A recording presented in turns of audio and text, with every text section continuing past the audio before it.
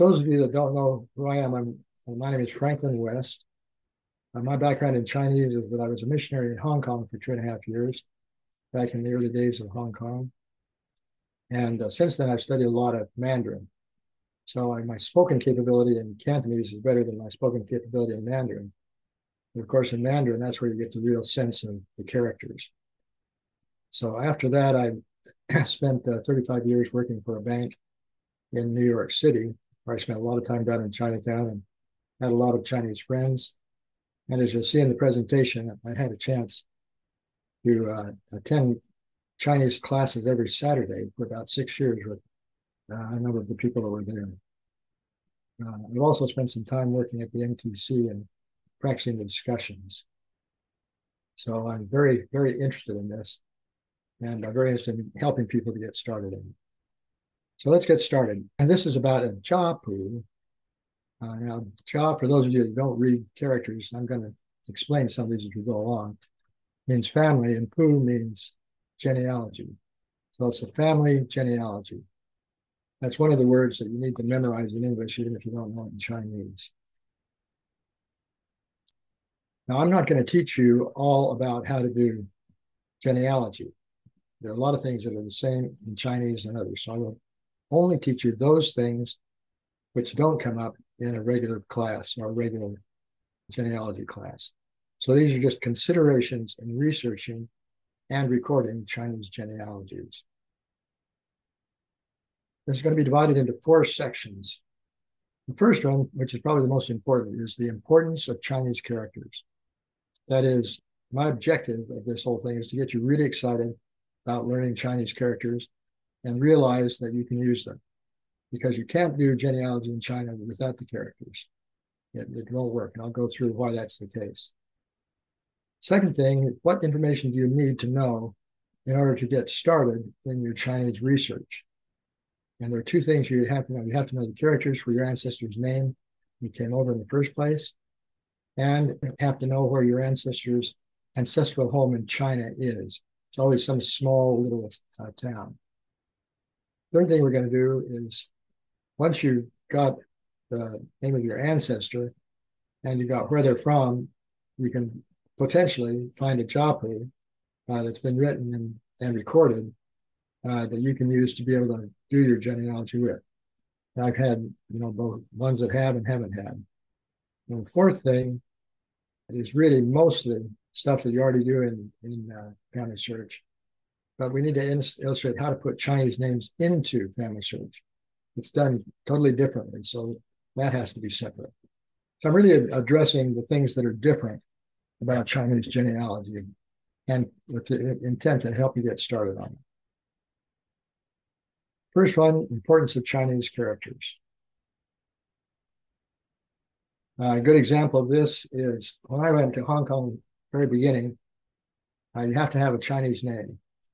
So I had a couple of people that had a funny sense of humor, and they thought that it'd be interesting to give me a name that may or may not work.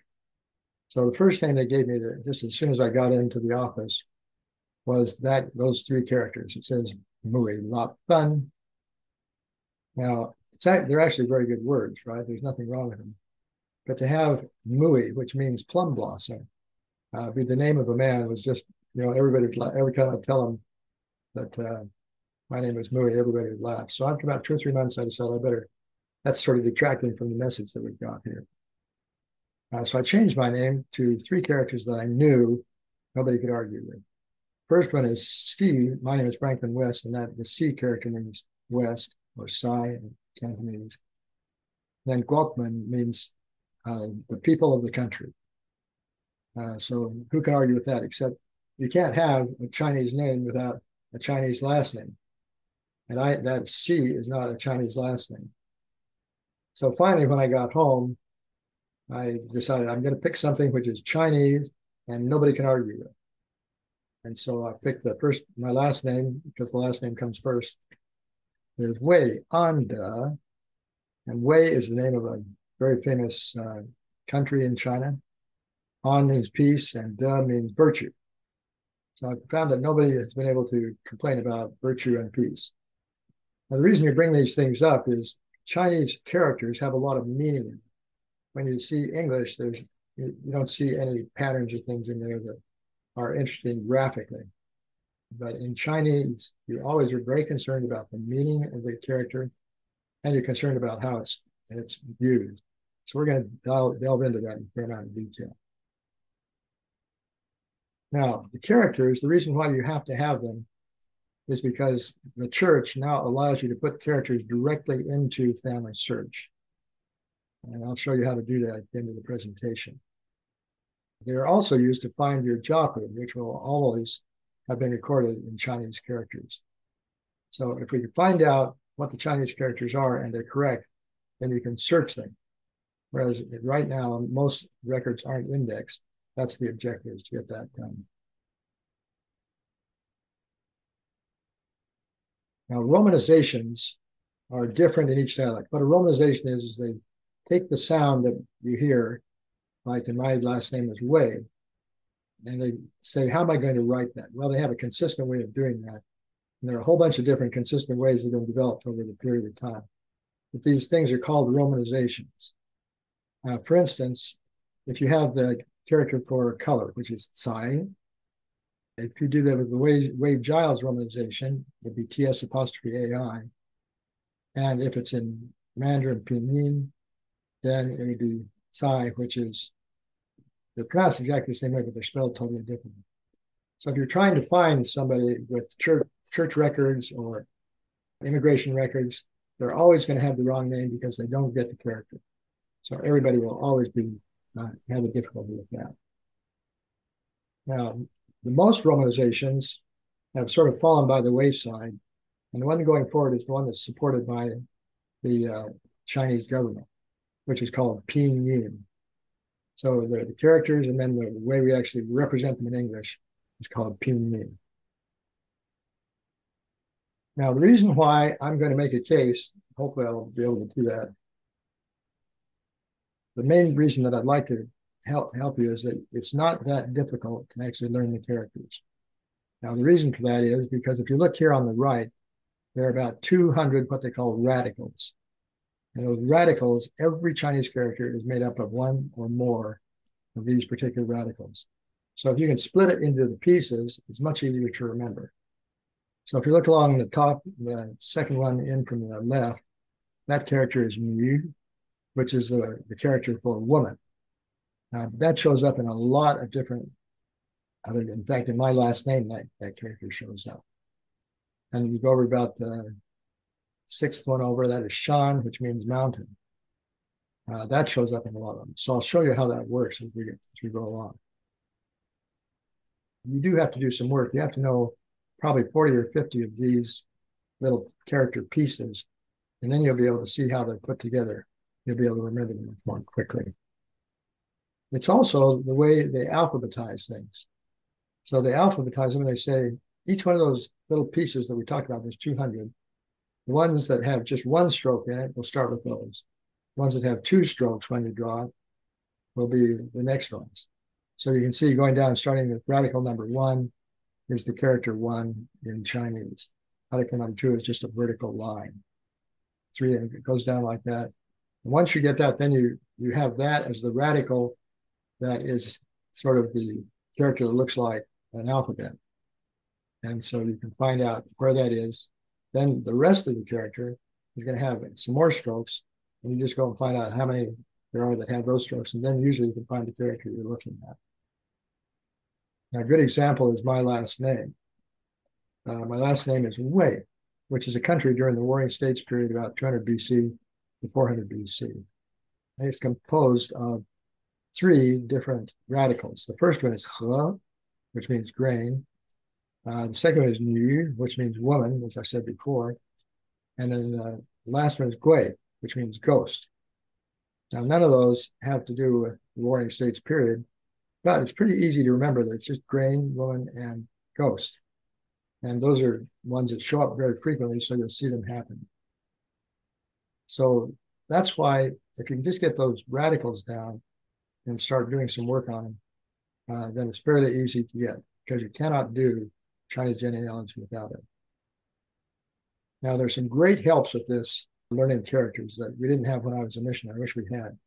But there's a dictionary called Pleco. It's Pleco. It's a phone app. I don't think it plays on a PC, but the PC you use, Google Chrome, has some Google Translate has some capability. But the Pleco dictionary is very good. Just show you an example of that. And if you look here in the middle on your phone, you can just draw out what the character is. And after you've seen what the pieces are, you'll be able to do this more clearly. So you just write out the character like it has it there. And at the bottom of the page, goes down and guesses what it is that you wrote. And you see the one on the very left-hand side is that character. So then you click that character, hit done, and it will come up and explain something like on the left-hand side, where it shows what sentences that can be combined with. On the right-hand side, it tells you how to pronounce it and what the general meaning is. It's very deep. It goes into the language a lot further than you'll ever need to go. So that, if you get that and you understand this radical theory, then you'll find that you can very quickly come up with what the characters are. Another thing you have to do is there are certain characters you just need to memorize because they show up all the time in genealogy. Like Jaipu, you need to know, is what you're looking at a Jaipu? It will have that in the title. You have to know how to say mother or wife, like Chin and Bi. Your father, Puchin, male child, non. There are a bunch of things that have to do with families that you're going to have to memorize. But it's probably 10 or 15 characters or so. You also have to turn your keyboard into a Chinese keyboard. Now, this is done, these settings that I've got here are in Android, so and they're not always consistent. So you have to do something like this, but you go to settings, time and language, preferred languages, and then you add a language. The language you'd add would be Chinese Pinyin, or the simplified version. Then you choose the language to install, and it will be, the one you want is Chinese simplified for the People's Republic of China. So that's the importance of Chinese characters. This is something that you will be able to get fairly quickly. At the very beginning, you're probably going to need to have somebody help you to see how to do this sort of thing, which is one of the main things that I do at the Family History Center. So what you do is you try your best to do that, and then you give us a call, and we'd be happy to help. Now, the next thing we need to know is what information do you need to know in order to get started in Chinese research? Two things you have to know. If you don't have this, it doesn't go anywhere. You have to have your ancestor's home, your ancestor's name written in Chinese characters. Those are going to be his last name and 2 characters of his first name. And you have to have your ancestor's ancestral home in Chinese characters. And this is always a very small village. So it's sometimes very difficult to find out what the small village is that a person is from. And because everybody, when they came over here, had the names written out in English by people that didn't know Chinese, the romanizations of the names are always wrong. So somehow you have to get hold of the characters and the characters for the other one. Now, let's just see a little bit more in detail what that means. So the minimum information you need to get started. The 3 Chinese characters for the name, and the way it's written is the last name comes first, and it's always 1 character, with few exceptions. And the first name comes last, which is almost always 2 characters, with a few exceptions. And you want the ancestor who last left China for another country. This is usually the most difficult part in getting started. So you might get these from the following. So you're going to have to look at a bunch of different places. From actual Jaipu, a lot of family members have it. It was the responsibility of the oldest son in each family to keep the Jaipu. So very often asking family members, even if they don't understand it, they'll know that they've got it. They also, a lot of people kept family records. I'll show you that, gravestones, obituaries, Chinese associations. So I'm going to go through each one of these ways of looking at it because this is always very difficult to find. You really need to get used to it. And one great thing about this is, fortunately, almost all the people that came to China, they're from China, to either Hawaii or the United States, came back in the 1850s through 1890s. And during that period of time, they were able to get get in, but they weren't able to contact what they needed to do. Now, those records that those people have to be written by themselves. So you have to go and personally talk to them. Let's just go through each one of those in detail. So the Jaipu you can get from members of your family. This is probably the 2 or 3 most successful ones that I've helped had really good Jaipu that their ancestors had. For instance, this is one from a Chinese family in Hawaii. And this is always the way they're written. Start at the right-hand side and they go from top to bottom. So you start at the right. It tells you what each of the people are. You can see that everybody has 2 characters for their name. In the Jaipu, the entire Jaipu is for the same last name. So they don't have to rewrite that. In this case, the last name is Kwong. But the other ones, as you can see them here. They back in the 70s and 80s, everybody was supposed to fill out a family group record that looked like this. And in this particular family in Hawaii, they did fill this out. And all of the names there, where it says Sun Tuk Fong, that is not what the guy's name was, but that's what they had given him when he came in. It's actually Shunda Kwong, or Kwong Shunda. So the reason we know that is because they were smart enough to put the Chinese characters there. So if you can get something like this, that's the gold standard. You will find some people periodically that will write in pinyin, but most Chinese people don't understand pinyin. This particular one is all written in pinyin, which is also very good. Now you find a lot of these things that the funeral stones for people, and these are all in Hawaii, but I've seen it in other places as well. You have a fair amount of information because everybody knows that nobody knows where they're from or what they were doing there. So this is the granduncle to the person I'm helping with. The name is right down through the middle, so you've got it in Chinese characters, so that's one thing to need.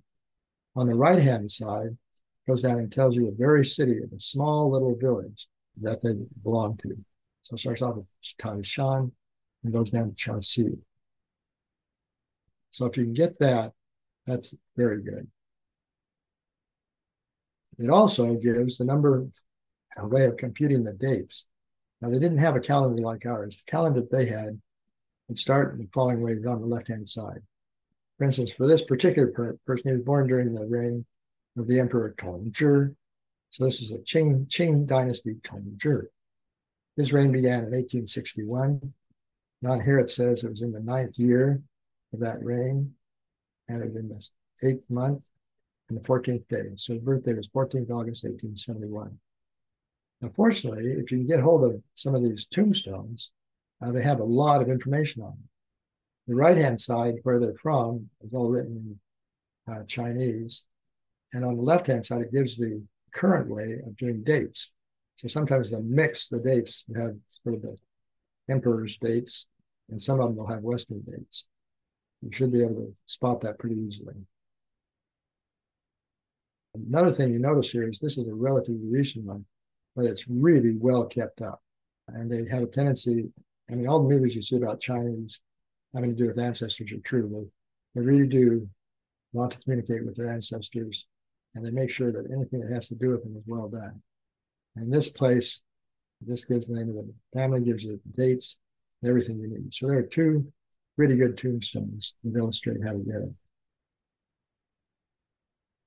Obituaries are probably the worst because they give you what their names were in English. And then names they got in English were given to them by somebody else who didn't know anything about it.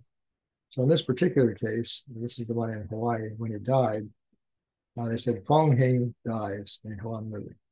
His real name was Kwong Sin Jing, and it doesn't sound at all like that. So you might get some good dates in here, but you certainly don't get many good names. You also get things from Chinese associations. Everybody had such a hard time when they came over to the United States that they formed associations to help people to make that transition. And they provided a place where they could stay for a month or so, and help them to get work and all sorts of things.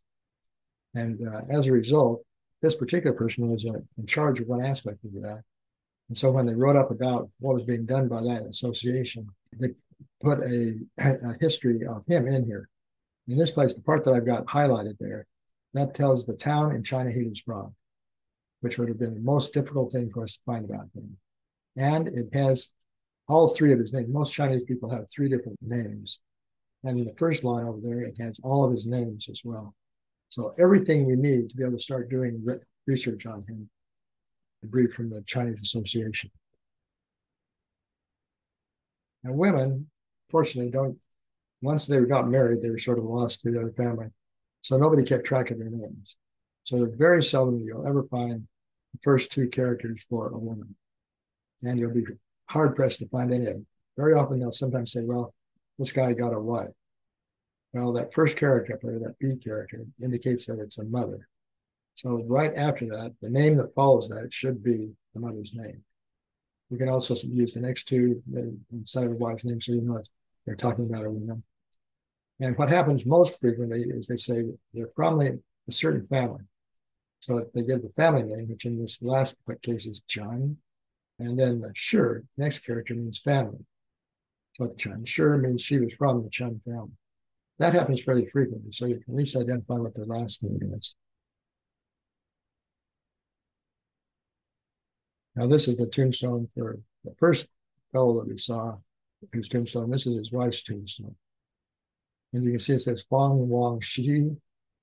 They did this so wrong. The first name should be Kwang, the Wang should be Huang, and Shi should be Shi.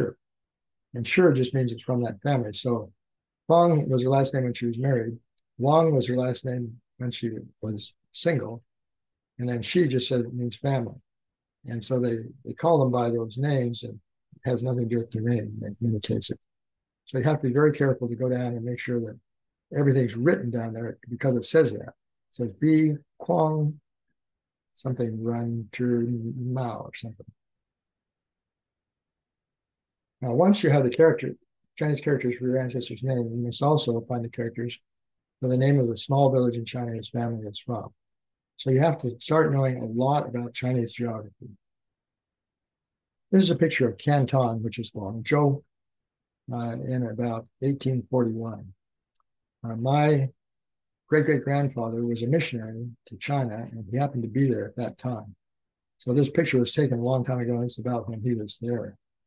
It's very interesting. When he was there, he could only stay for about a day or two because they had a huge rebellion in China called the Taiping Rebellion, where huge numbers of people were moving south to get away from being destroyed. One of the biggest internal civil wars they'd ever had. So that had a lot to do with why there are so many people down in Guangzhou, or Guangdong province.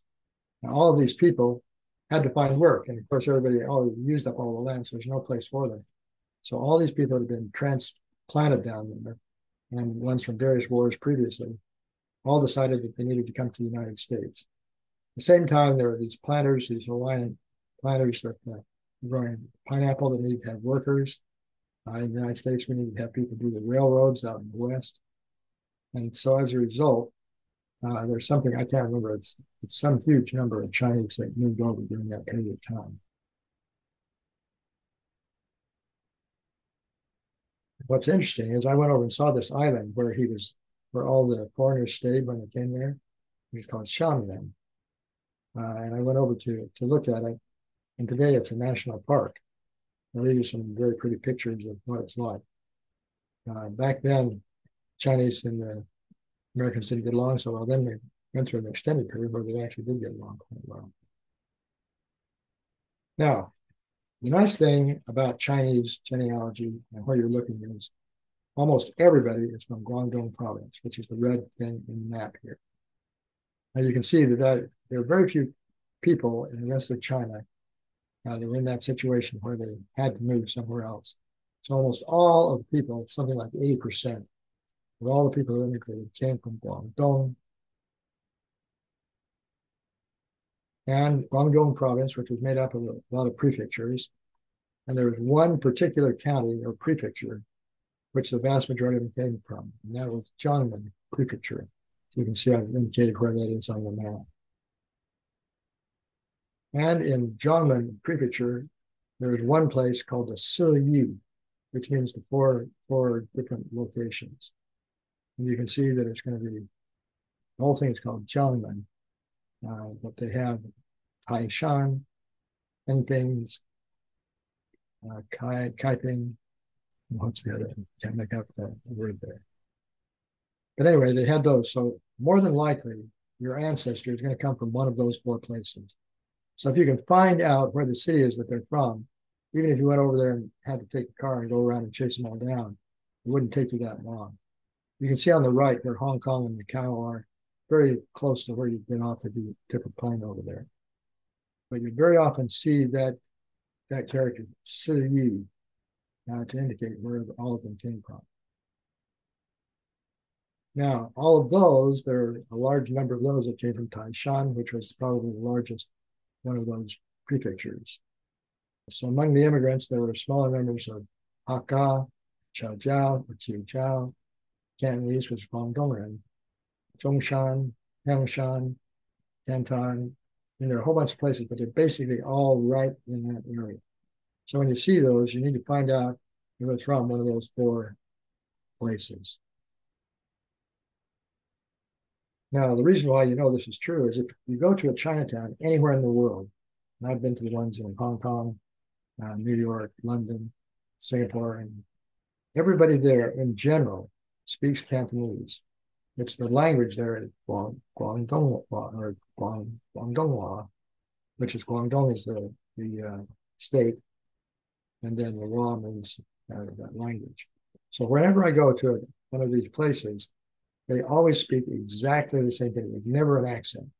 So when you speak to somebody in Cantonese, I always am able to be understood very clearly. It's getting to be more and more so there are people coming that don't speak Cantonese, that come from other places, and almost everybody that speaks Mandarin speaks with an accent. That makes it a lot more difficult. It's London Chinatown. That's a big place in Chinatown there.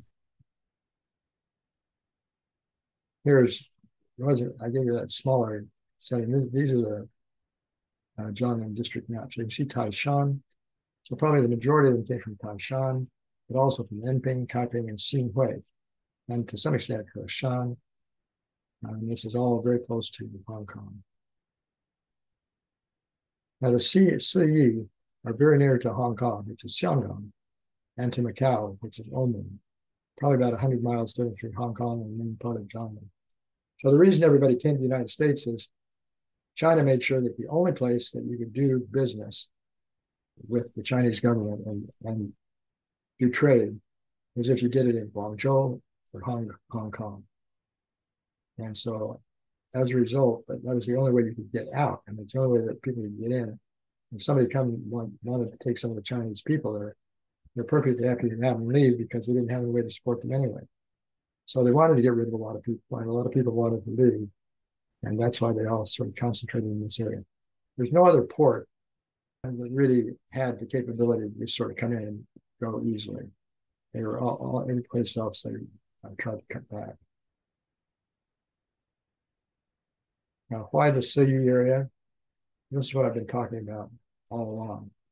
The main thing is it was the center of foreign trade in China until the Opium War in 1832 to 42, and the only port that was allowed to Westerners. So they all lived in close proximity to the most important port in China. So if you're going to leave, you definitely go through that area. Now, in the last 30 or 40 years, there haven't been so many people coming from Hong Kong or from Siyu as there have from a place just north of there called Fujian.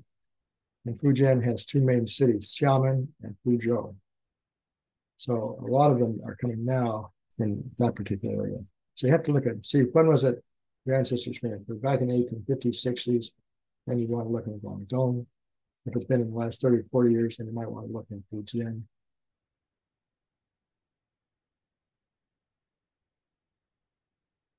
Now, this is just an indication that more recently, people from Taiwan have immigrated to the United States. And the thing that differentiates them is the size and the socioeconomic status. So the Taiwanese immigration in the United States did not begin until after World War II. Socioeconomic status is remarkably high. I mean, people are doing very well in China. Basically, run the semiconductor industry of the whole world. But Taiwanese immigration in the 60s and 70s was very high. So if you're even more recent, then a lot of your people may be coming from Taiwan, and that will that would be where you focus on. Number of immigrants from China residing in the United States nearly doubled from 1980 to 1990, and again by 2000. Since then, the population continued growing at a slower pace. But there's been a huge number of Chinese people that have come to the United States. Key thing about them, I got personal experience in this. I lived in Westchester County in New York, just north of New York City. And the IBM had a research center called the Watson Research Center. And they would hire all these people from Taiwan to go over and help them. And I got very interested in that. I found out they were holding a Chinese school every Saturday morning for the young kids to learn Chinese. So I asked them if I could come and attend, and they said, no, it's just for Chinese. And then somebody brought up the fact that it was actually illegal to be prejudiced against somebody who was not of your color or faith. And so there was a reverse discrimination that was happening. So in order to keep that from happening, I was the token white person for about 6 years. But it was very interesting. I mean, they held a 2-hour class. 1 hour would be on writing with the brush. And the second hour would be conversation. And by the time these kids got to college, which most of them went to Harvard and Yale, and they're all much smarter than I was, but they really got a good education. So a lot of them are going to be interested in their Chinese background because of that Chinese school. Very common that people go to that. Or recent immigration demographics, because you got to figure out where it is you're going to look. Hong Kong-born immigrants make up about 10% of everybody coming these days. And the United States is the top destination for Chinese immigrants, accounting for 27% of the more than 12 million Chinese living outside of China. The other population destinations include Canada. Canada has a huge number. And Japan, Australia, South Korea, and Singapore. If you find anybody from those locations, then that would make sense. And nearly half of the Chinese immigrants live in 2 states, California and New York. I haven't seen much of the stuff in California, but I can certainly verify that in New York. Now, once you have the Chinese characters for your ancestor's name and the name of their small ancestral village, then by that time, hopefully you've got a Jaipu. So here is a Jaipu that I'm currently working with somebody on. And we're trying to basically index these names. Now, the way you're going to find that is what we're going to go into next. So how do you find your Jaipu? Well, unfortunately, back in the 1960s, the Red Guards came through, and this was considered to be a religion. And so they wanted to tamp down on religion because that was what was keeping people from being communists. So they came through and they destroyed a lot of these Jaipu, and they tore down a lot of the little temples that everybody had. It's just a terrible thing to have happen. Chinese governments realized since then that it was a bad thing to do, but 30 years ago, it wasn't so obvious. So hopefully you can find something like that, because it's going to be somewhat difficult just because they don't exist anymore. Now, something that's been happening in the late 1990s. The people that did have Jaipu, they maybe hidden them away so they couldn't be found, got together and gathered as much information on the family as they could and put them into books so you could read it. So it has printed characters.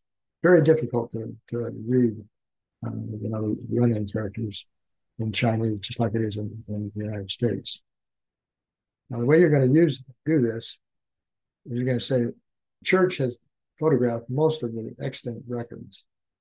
And you can go into FamilySearch, and you can take the search function up above. And on the search function, you're going to search images. So you're not going to search names because it hasn't been indexed. But you can get the images. So you have to kind of know where the location is and what the name of the family. If you know that, then you can pick up images. So you go to images. And then you indicate where you want to look. In this case, I was looking for Taishan and Zhangwen, Guangdong, China. And you do a search.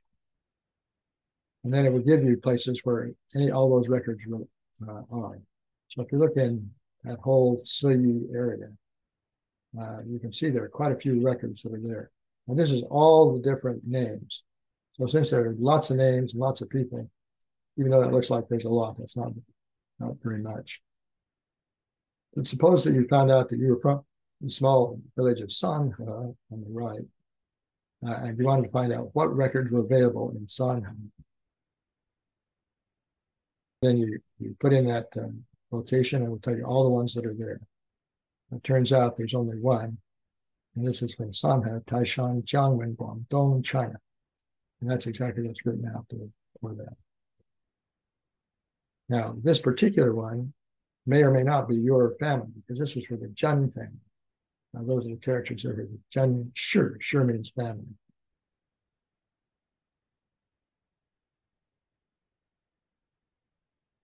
Now, at the bottom of this, they will give you a readout of some of the pages in that. In fact, all of the pages will be available. And in this case, you can see they've done a very good job of collecting everything that they could, and they reprinted it using a printing press, so that it's very easy to read. Now, this is what a Jaipu looks like in general. Down the right-hand side, it will tell you which generation you are from the original ancestor, first person to move down to that CE area.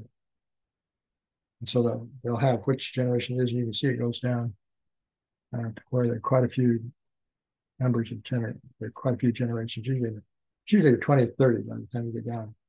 Most Jaipu were started during the Song dynasty in about 1,000 years after Christ. Well, you want to look at the Jaipu from the city counties first. So in this case, for instance, it's Guang Shi Jaipu. That's the Guang family, is the one that I've been looking for. Now, in order to find some of these Jaipu, if you can't get them from family members, then you can go to every one of these families, and every one of these small towns had a temple where they worship their ancestors, keep track of these records. They almost always look something like this. In Hong Kong, there are 5 of them. I've been to all 5, and they're very similar to the ones we have right here. The best place to get them, which is difficult if you're a foreigner, is from the Shanghai Library. So it has the most Jaipus, but there's somewhat difficult to access. You may have to get somebody who is cozy with the Chinese government to be able to do that. Now in Hong Kong, the temples are quite grand because they've had many over the years.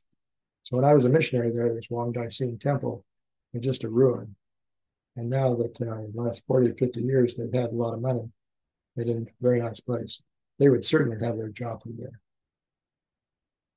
Another way you can do things is by serendipitous events. Serendipitous events are things that shouldn't happen that do. So one of his friend of mine who I'm helping do this genealogy in Hawaii, he had an uncle who converted a man back in Hong Kong back in the 1960s. His name was San Tang. And San Tang, about 30 years later, was going through bookstores in Hong Kong, and he noticed there was a book there that had the genealogy of the Kwong family. Nobody ever said that they had two copies. He bought both copies. And those things have been a gold mine. It's over 1,000 people that belong to that family that are in that Jaipu. We'll never get all of them done, but we're certainly making a lot of progress on doing that. That's the way it's supposed to happen. It doesn't usually do that. Now, once you have a name and the Jaipu, how do you find your ancestor in it? Well, you have to find the generation number, usually from the middle name that will be the same. So the generation number, everybody in a particular generation up until the last 70 or 80 years, they always had one character which was the same for all the men, one character which was the same for all the women. So if you find that your ancestor, once you've looked at the name, has one of those that belongs in one of those 8 periods, and that's a good indication that he fits in there. So for instance, the ancestor we're looking at here was not in there, but down here, if you look where the thing is pointing, there's a character there, and the second one that's pointing to called the Jing character. And if you look at most of the people in that particular generation, which is the 27th generation, and they all have that as one of their names or something that sounds like it. And the further back you go, the more likely that is to be exact. It hasn't been as much adhered to recently, but it came in the 1870s, so it was pretty exact back at that time. So the fourth thing we've done, so we've done the first three things that we said we would do. The second thing is, how do you suppose you go out and find your ancestry and you want to now put them into FamilySearch, because that's what needs to happen. Once you get them in FamilySearch, then everybody can look at them and access it, and they basically index. So the thing you have to have is you have to get people to put the name in Chinese characters and pinyin, which nobody's done up to this point. You need to get their birth date in place, which is going to be calculated, as you said before, using using the emperors. Marriage date, death date, you're probably not going to get too much accurate on that. But you do have to put the source in for sure, because that's how we prove that what we've got is there. If there's no sources, basically you don't have any proof. So recording in FamilySearch, this is going to be slightly different from the way you input somebody else's name. So the first thing you do is you have to get his name in Chinese. That has to be the correct one. That's where the blue arrow is pointing. It's Kwang Xianjing. And then you have to go into, look up the name. You click on it to edit the name. And there will be a place there called a language template. It usually says English, and that's it. But if you go up and change that to be Chinese, then it will add one more line. And there's one line which is Hanzi, which is Chinese characters. And the other would be romanization, which is in English characters. So what you do is you go through, and now that you've found what the characters are for the person, put his last name first name last, two characters, and then FamilySearch is smart enough that it then can translate that into pinyin. So down at the bottom where it says Kwang Xianjing, that's the way we would say it. But you only got there because you put in the characters in the first place. Once again, you can see how important it is to get the characters. On the right-hand side, we've also wanted to make sure that people know that we just didn't pick those up willy-nilly. So there are 22 sources we've got backing that up. So once you get it, you put them in, they actually show up. It does the translation for you. You don't even have to go look at it. So that's key to what everything is happening now, is to get indexing, because everybody is going to go back to these same answers, which is simple. You start with an ancestor and go out. It's different than the way you do it in the United States. And so this, in essence, is indexing. The process of recording the name, in fact, indexes the name, and it can now be searched by characters or by pinyin.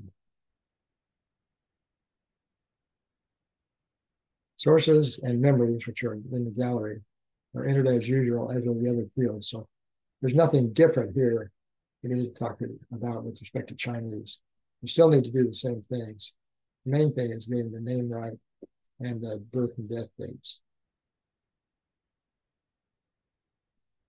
And if you're going to record it as a source, you probably know how to do this already, but you take a picture with your cell phone of the page you're looking at using the Memories app, and it'll show up in your gallery. You give the title in the gallery, and you create a source using the photograph, JPEG file, in your gallery. Then you save it in your source box at the same time.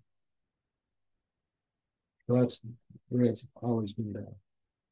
And you should record memories and other things, but that's the same as you do it in English. A couple of last words here we want to say.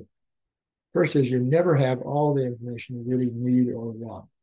That's not a good reason for not putting something in. We have some information, especially if you can get his name in Chinese characters and his small village in Chinese characters, then for sure you should put it in. But you're never going to have everything you really want. You're going to get most of it at best. The minimum is at least an estimate of the birth date and the birthplace. Part of the name can be implied if you know the generation name, because there's a certain character that goes with that. So you can pick up at least that part and record that as well. So to recap, 4 things we covered. The importance of Chinese characters. You have to want to do this. I think it's a lot of fun. Chinese is so much more interesting than English because of the pictorial aspect of it and the tie it has with history and places. Then you have to information you need to know in order to get your Chinese research. the ancestor's name in Chinese characters, and the ancestral home in Chinese characters. How to find your Jaipu. Said there are a lot of ways that you have to do, but once you find it, then you get the generation name. You can find your ancestor that way. And the final thing is you have to put it into FamilySearch, where you can put them in by characters now that you haven't been able to do before. Now, what should you do from this point forward? That's kind of a lot to swallow. You can probably take what I've got here and do what you can to get started following the method I've outlined. But you will soon run into some sort of intractable problem or another, which is probably not going to be that hard to understand if you just talk to me or somebody else that's doing this. So when that happens, you probably have to give us a call at the Family History Center. If you need to have it sooner, we can start you off better. But if you want to start it yourself, you're probably going to need us at some point. My question is, how do you get hold of us? You go to the BYU Family History Library homepage, and there it has Virtual Family History Help. You click on that. And then down here, you click on something that then connects you up with a missionary who will help you find me or somebody else that can help. They also have this capability, and they have people that are better than I am. So if you really want to go to people that are better, you probably go up to the Salt Lake City Family History Library. They can have so much more that they're doing. They have more limited time to be able to work with you. So I'd probably be able to spend a little bit more time with you. But they definitely are better because they're Chinese. The other place you can go up to the search thing in FamilySearch. But on the very last thing is called the Research Wiki.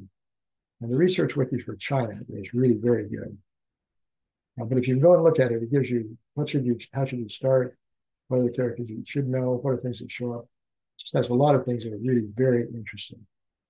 So if you can go there, that would probably be the case. So, Elder West, you're available on the virtual help desk on Mondays? Yes, Mondays from 12 to 4 and Fridays from 2 to 6. So, if you want to have a chance to chat with him, join the virtual help desk Mondays 12 to 4 and Fridays 2 to 6.